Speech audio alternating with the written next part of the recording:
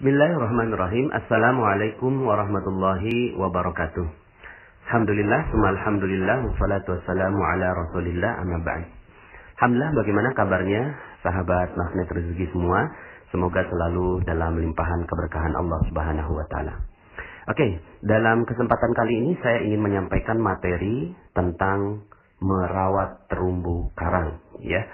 Bapak Ibu, materi ini dahsyat sekali menurut saya, dan saya bersyukur sekali saya menemukan materi ini, menemukan ilmu ini, sehingga akhirnya saya menjadi lebih hidup Bapak Ibu dalam kehidupan ini. Dan saya merasa bahwa hidup saya menjadi jauh-jauh lebih nikmat dan memiliki agenda yang lebih terarah Bapak Ibu, ya. Jadi materi ini penting sekali menurut saya dan sangat-sangat dasar sekali yang harus menjadi action plan bagi teman-teman semua para member Rahasia Magnet Rezeki. Oke, Bapak Ibu, judulnya ya, sekali lagi saya ulangi, judulnya adalah merawat terumbu karang. Oke Bapak Ibu, sebelum saya jelaskan terumbu karangnya, saya mau tanya ya, begini. Rezeki Allah itu selalu dititip Bapak Ibu. Allah itu nggak mungkin kasihin rezeki ya dengan zatnya sendiri, tidak mungkin ya. Pasti Allah titipkan rezeki ya. Dalam materi Paradox of Candy saya sampaikan bahwa rezeki itu dibawa oleh malaikat Mikail dari langit. Rezeki dibawa, lalu kemudian malaikat Mikail memberikannya kepada kita. Tapi memberikannya kepada kita, kalau kemarin analoginya bungkus permen ya Bapak Ibu ya, di Paradox of Candy. Nah tapi bungkusnya ini seperti apa ya? Kemarin kita bahas bahwa bungkus itu sesuatu yang kita nggak suka dan seterusnya. Nah cuma Bapak Ibu, faktanya bahwa rezeki Allah dititip ya. Rezeki Allah dari malaikat Mikail lalu dititip. Nah, dititipnya di mana inilah yang penting bagi kita, ya. Kenapa? Karena kalau kita nggak tahu dititipnya di mana, maka kita nggak tahu bagaimana cara ngambilnya, Bapak Ibu, ya.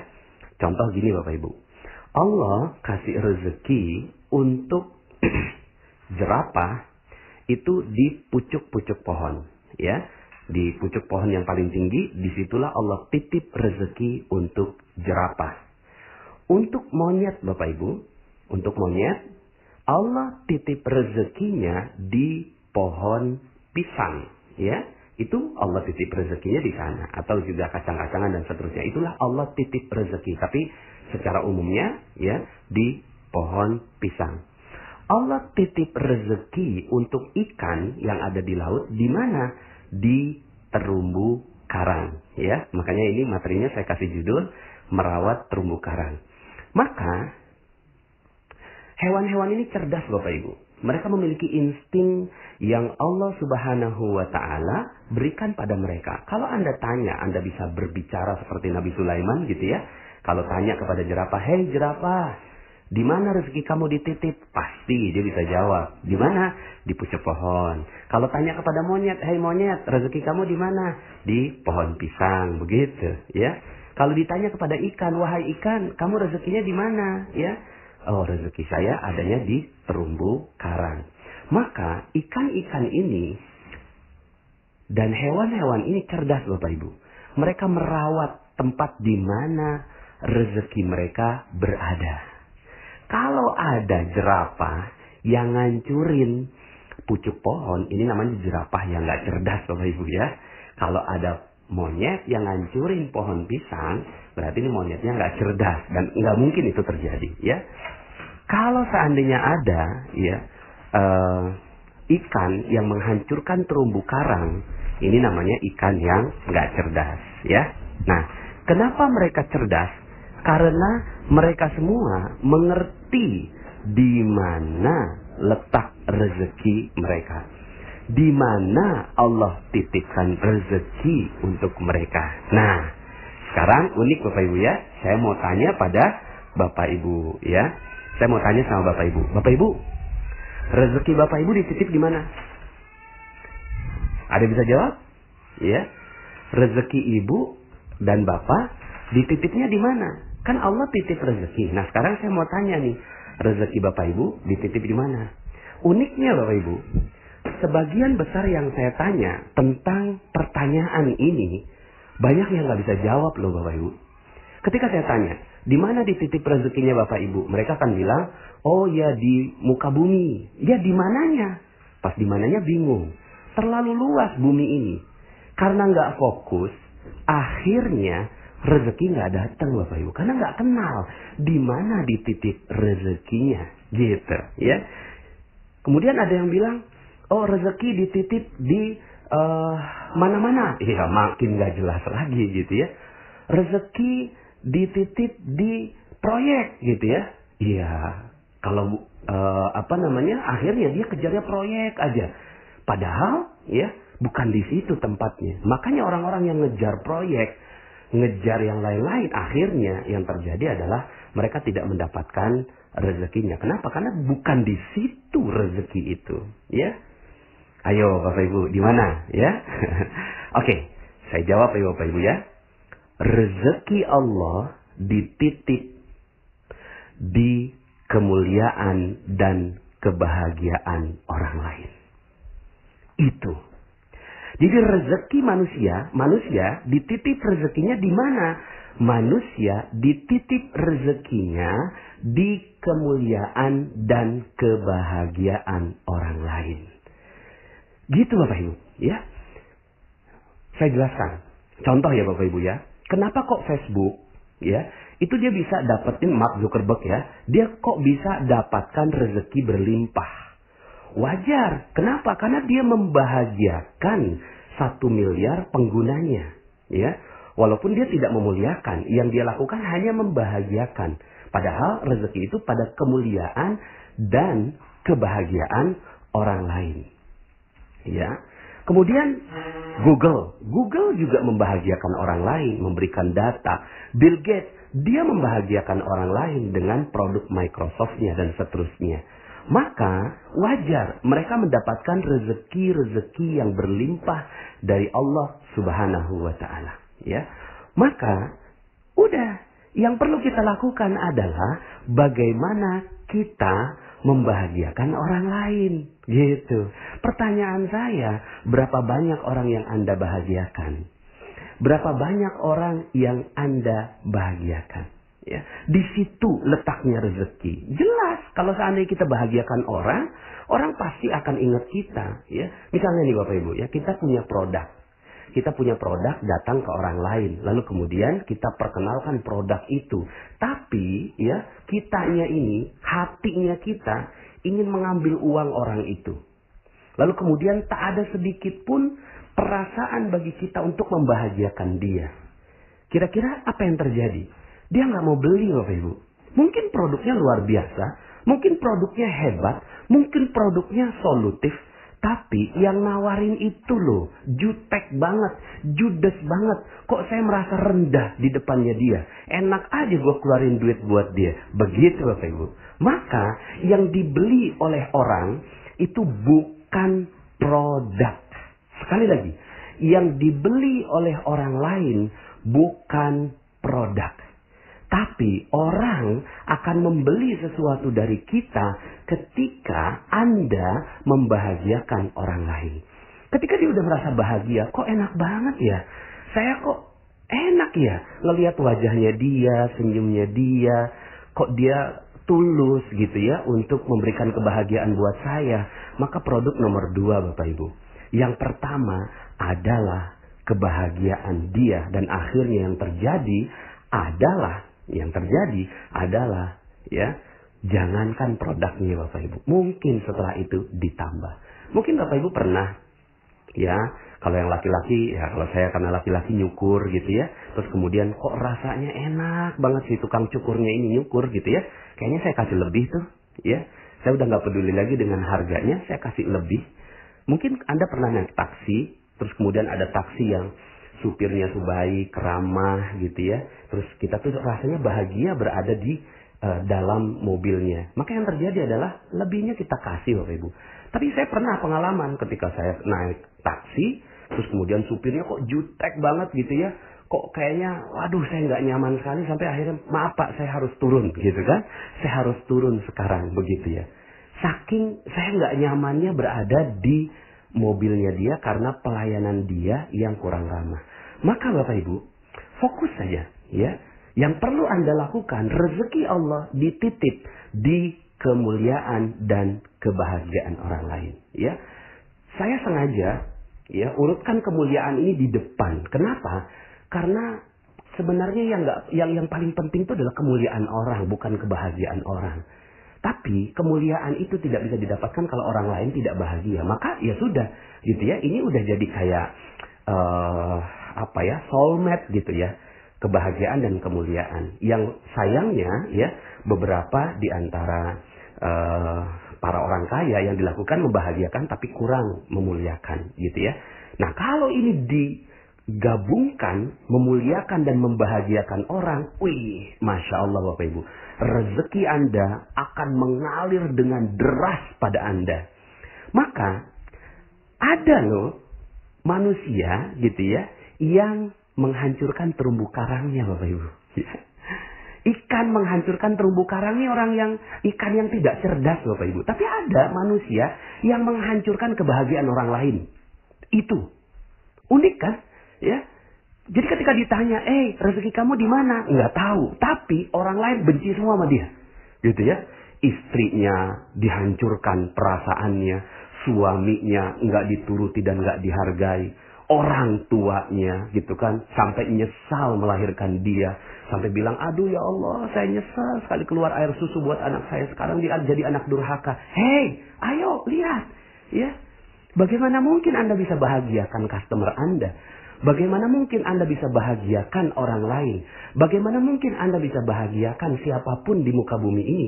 Kalau istri Anda, suami Anda, anak Anda, orang tua Anda tidak bahagia dengan kehadiran Anda. Maka yang perlu dilakukan bukan cari rezeki Bapak Ibu. Sekali lagi, ini ilmu magnet rezeki Bapak Ibu ya. Tapi bukan rezekinya yang kita ambil. Tapi setelah dengarkan materi ini, maka yang perlu Anda lakukan adalah Anda mengagendakan orang-orang yang ada di sekitar Anda untuk dibahagiakan dan dimuliakan Bapak Ibu ya. Dimuliakan dan dibahagiakan. Muliakan orang tua kita. Muliakan istri kita. Muliakan suami kita. Ya. Muliakan customer kita. Muliakan siapapun. Ya. Setiap orang yang lewat di depan kita. Wah, kita muliakan gitu ya. Sampai begini Bapak Ibu. Misalnya nih ya. Anda jalan. Kemudian naik mobil ya. Naik mobil. Di sebelah Anda ada, mohon maaf. Ada bencong gitu ya. Ada gay. Ada orang yang bermaksiat gitu ya Bapak Ibu ya. Terus kemudian apa yang ada dalam pikiran Anda? Yang ada dalam pikiran sebagian di antara kita ngomongnya gini. Ih, bencong. Ih, neraka. Ih, jijik. Bapak Ibu, sebenarnya apa yang terjadi? Yang terjadi adalah Anda sedang menghancurkan terumbu karang Anda. Anda sedang menghancurkan rezeki Anda. Kok bisa? Ya iya. Ya, Anda nggak muliakan dia. Loh bagaimana memuliakan? Oh dia bencong. Dia gay. Bagaimana bisa dimuliakan? Bapak Ibu, udahlah nggak mampir, nggak negor, nggak ngorder gitu ya. Nggak nyalamin, malah nyumpahin di pikiran. Neraka, jijik, dan seterusnya. Gitu ya. Maka yang harus dilakukan gimana? Ya kalau seandainya Anda nggak datangi dia, doakan dia. Gimana cara mendoakannya? Langsung naik gitu ya. Atau nggak usah pakai tangan, juga pakai pikiran juga udah jadi doa. Ya Allah, muliakan dia. Ya, berikan jalan taubat buat dia. Berikan rezeki buat dia sehingga dia tidak lagi melanjutkan pekerjaannya. Ya Allah, hanya itu yang bisa saya lakukan. Tolong ya Allah, bantu dia. Udah, selesai. Anda aman Bapak Ibu, ngelihat bencong di pinggir jalan, ngelihat gay di pinggir jalan, Anda selamat pikiran Anda. Selama ini Bapak Ibu, Anda ngelihat orang yang Anda nggak suka, lalu kemudian dalam pikiran Anda menjudge, Anda menghakimi, Anda merusak terumbu karang Anda. Anda merusak rezeki Anda. Itu yang terjadi. Ya, maka Bapak Ibu, kalau seandainya Anda sekarang ini seret rezekinya, Anda sekarang sedang berat, hutang nggak lunas-lunas, amanah nggak lunas-lunas, piutang kok nggak datang-datang begitu ya. Yang perlu Anda perhatikan adalah bagaimana terumbu karang Anda. Jangan-jangan terumbu karang Anda sudah hancur di bom Bapak Ibu. Ya, siapa yang ngebom? Anda sendiri. Anda bom. Itu terumbu karang seperti nelayan yang mengebom lautan begitu ya. Mentang-mentang Allah ya kasihin hukum bahwa ikan yang bangkai boleh dimakan halal. Maka yang dilakukan adalah dibom aja supaya bangkai ini yang kita tangkap begitu ya. Mentang-mentang begitu Bapak Ibu, maka yang dilakukan adalah menghancurkan terumbu karang Bapak Ibu, ya. Maka yang terjadi adalah kita manusia sering menghancurkan terumbu karang kita, ya. Coba perhatikan gitu ya. Perhatikan berapa banyak terumbu karang yang Anda hancurkan. Maka Bapak Ibu, kalau seandainya sekarang ini rezeki nggak ada, ya sudah, wajar Anda menghancurkan terumbu karang Anda, gitu ya. Ada orang Anda benci banget gitu ya, misalnya Anda tahu nih sebuah ilmu, sedikit Anda tahu gitu kan, ya bahwa oh ya nih kalau pakai hadis ini gitu kan, ini hadisnya nggak ada di Nabi, terus kemudian yang lainnya dibilang oh itu bid'ah, itu neraka dan seterusnya. Kemudian ada lagi yang mengatakan bahwa golongannya lebih baik gitu kan, lalu kemudian mengatakan dia itu ya neraka begitu ya. Masya Allah, Anda lagi ngebom itu Bapak Ibu. Anda lagi ngebom rezeki Anda itu hancur. Anda mau masuk surga, tapi Anda menghancurkan terumbu karang Anda, gitu ya. Anda menghancurkan, ya. Dalam Al-Quran disebutkan, A'udzubillahi minasyaitonirrajim, ya ayyuhallazina amanu la yaskhar qaumun min qaumin asa ayyakunu khairan minhum, wala nisa'un min nisa'in asa ayyakunna khairan minhun. Hai orang-orang yang beriman, janganlah seorang lelaki itu menganggap dirinya lebih baik daripada orang lain. Nah, lebih baik daripada orang lain saja, menjudge orang lain saja, itu nggak boleh Bapak Ibu. Apalagi menjudge gitu ya, di dalam pikiran kita tuh orang nggak bagus Bapak Ibu ya. Begitu juga wanita dan juga perempuan gitu ya. Nah Bapak Ibu, bagi perempuan-perempuan yang suka gosip, sebenarnya yang suka gosip bukan cuma perempuan ya, laki-laki gitu ya. Laki-laki tuh suka gosip juga. Gosip politik, gosip ngomongin pemimpin, gosip ngomongin bisnis, ya proyek, saling sikat-sikut, itu gosipnya lelaki. Gosipnya perempuan apa? Gosipnya perempuan ngomongin orang, ngomongin tetangga, di tukang sayur dia ngomongin keburukannya orang lain beli kulkas 2 pintu diomongin, orang lain beli mobil baru diomongin gitu kan, orang lain pakai jilbab miring diomongin, orang lain pakai gendut lalu kemudian pakai baju kayak lepet diomongin gitu ya. Apa yang sedang Anda lakukan? Yang sedang Anda lakukan adalah mengebom rezeki Anda. Hancur rezeki Anda di situ. Jadi kalau seandainya Anda sekarang ini berintrospeksi, ya Allah, kenapa ya rezeki saya seret? Ya Allah, kenapa ya rezeki saya kok segini-gini aja? Hei, coba lihat, udah berapa banyak orang yang Anda hancurkan? Sudah berapa banyak rezeki yang Anda hancurkan? Bagaimana mungkin Anda berpikir seperti Mark Zuckerberg yang berpikir bagaimana orang lain bisa bermanfaat gitu? Bagaimana Anda bisa berpikir seperti Google yang dia berpikir apalagi yang harus saya berikan buat dunia supaya mereka itu bisa mendapatkan data yang lebih baik begitu. Ya, Bapak Ibu, contoh, Anda ngelihat koruptor di televisi. Nih, coba Anda ngelihat koruptor di televisi ya. Pas ada koruptor ditangkap di televisi, terus kemudian Anda katakan begini, mampus, mati aja. Biar dicincang-cincang. Dasar. Ya, rasain lu. Dan seterusnya. Bapak Ibu, ya. Dahsyat itu Bapak Ibu. Apa yang sedang Anda lakukan? Yang sedang Anda lakukan adalah menghancurkan terumbu karang Anda. menghancurkan rezeki Anda sendiri. Yang Anda lakukan itu adalah menjudge orang yang ada di di televisi. Koruptor yang ada di televisi. Lah kan tapi itu kan koruptor Pak Nas. Itu kan dia berbuat jahat. Mau dia berbuat jahat kayak apapun, coba muliakan dia, muliakan, bahagiakan dia. Gimana caranya muliakan dan bahagiakan koruptor gitu ya? Koruptor mah harusnya dihancurkan, bukan dimuliakan. Enggak, Bapak Ibu. Koruptor juga harus dimuliakan. Gimana dimuliakannya? Gini Bapak Ibu. Coba Anda ngomongnya gini. Wow, keren. Kok keren Pak Nas? Ya iyalah keren. Ngomongnya gini. Subhanallah ya. Dia dikasih kesempatan taubat oleh Allah Subhanahu wa ta'ala. Dia ditangkap oleh polisi tentunya atas izin Allah juga. Dan mudah-mudahan dia bisa memanfaatkan kesempatan ditangkapnya ini oleh polisi untuk menjadi jalan taubat untuk dia. Karena kalau orang sudah bertaubat, rezekinya akan diberikan. Ya Allah, mudah-mudahan dia bisa mendapatkan rezeki berlimpah oleh Allah Subhanahu wa ta'ala. Wih, dahsyat Bapak Ibu. Kalau seandainya Anda mampu melakukan itu, terhadap koruptor aja Anda muliakan dan bahagiakan Bapak Ibu. Contoh misalnya ibu-ibu lagi ngomongin orang di pasar atau di tukang sayur. Kemudian ketika ada yang ngomong, oh si A tuh begini-begini. Oh iya, mudah-mudahan dia dimuliakan dan dibahagiakan Allah. Gitu Bapak Ibu.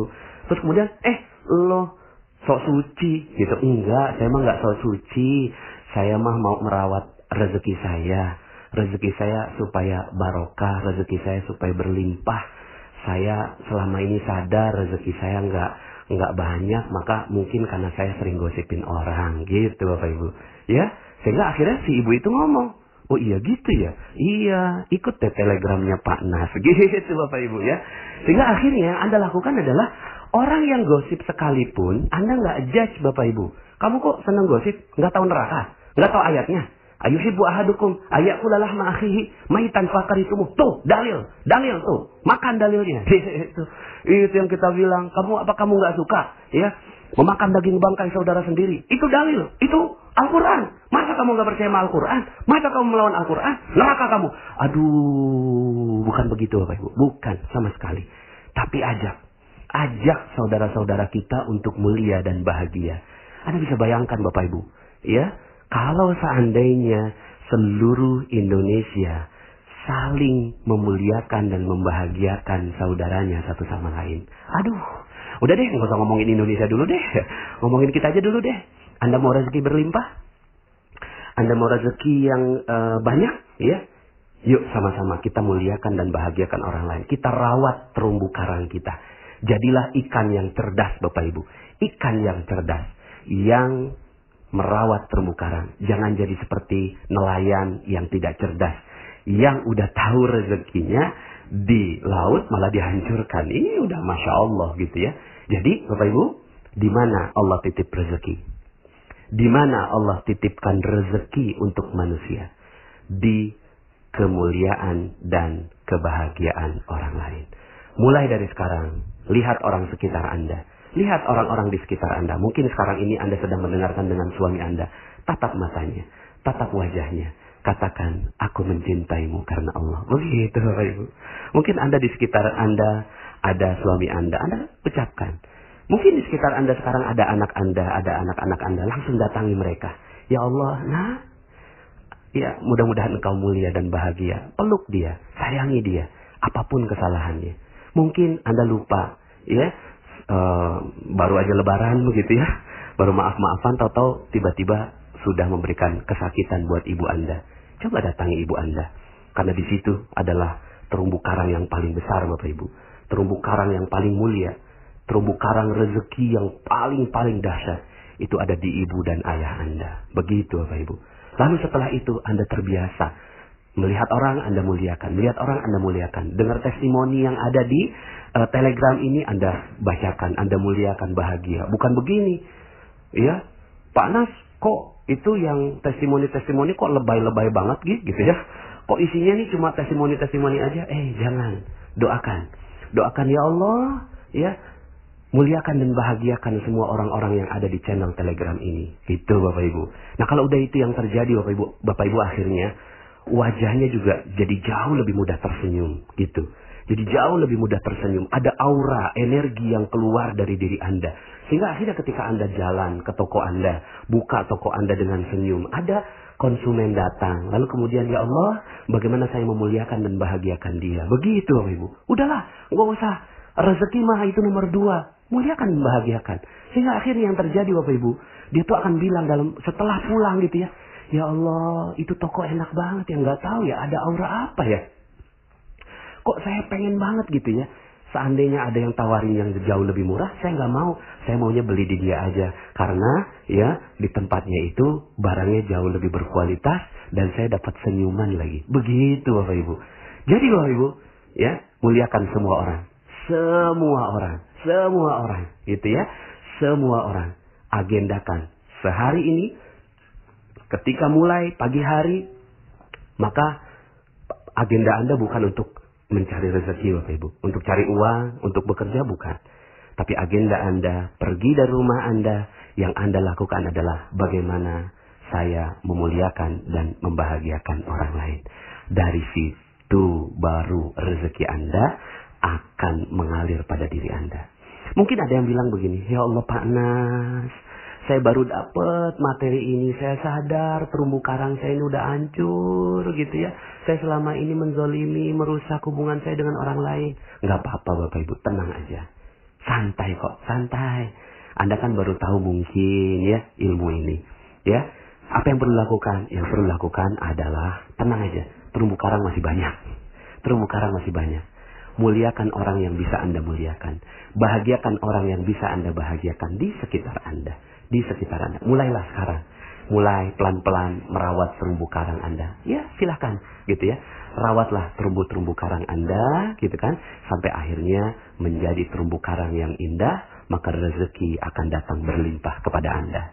Jadi ya kalau ada yang bertanya, Pak Nas, saya ini orangnya banyak dosa. Ya, apakah rezeki saya pantas dapetin rezeki Allah? Pantas kok. Pantas kok. Ya, asalkan Anda mau mengamalkan ilmu ini. Muliakan dan bahagiakan orang lain. Dari mana memulainya? Mulai dari orang tua Anda. Itu. Mulai dari orang tua Anda. Kalau Anda mampu melakukan itu, maka Masya Allah, rezeki Anda akan datang dengan berlimpah ruah.